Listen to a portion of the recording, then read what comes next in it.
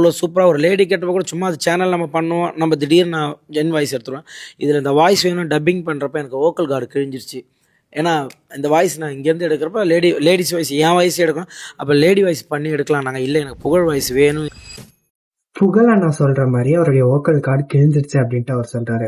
Vocal கார்டுனா என்ன, அது எப்போ கிழியும் அப்படின்றத இந்த வீடியோவில் பார்க்கலாம். வோக்கல் கார்டுனா என்ன அப்படின்னா, நான் இதுக்கு முன்னாடி ஒரு வீடியோவில் லேரிங்ஸ் அப்படின்ட்டு சொல்லியிருப்பேன். இந்த லேரிங்ஸில் ஒரு 2 ஃபோல்ட் ஆஃப் டியூப் ப்ரெசென்ட் ஆகியிருக்கும், அதுதான் வோக்கல் கார்டு அப்படின்ட்டு சொல்லுவாங்க.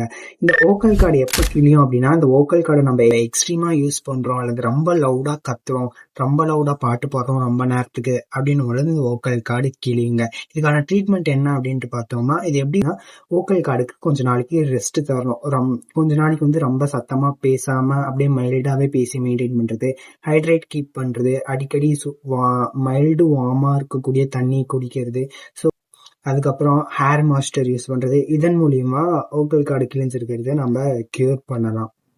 புகழண்ணா அப்படின்றவர் அவருடைய லைஃப்பில் ரொம்ப அதிகமாக ஹார்ட் ஒர்க் போடுறாரு. அந்த ஹார்ட் ஒர்க்கான பலன் தான் இன்றைக்கி அவர் அந்த பொசிஷனில் உட்கார வச்சுருக்கு. ரொம்ப ஹார்ட் ஒர்க்கிங் பர்சன்.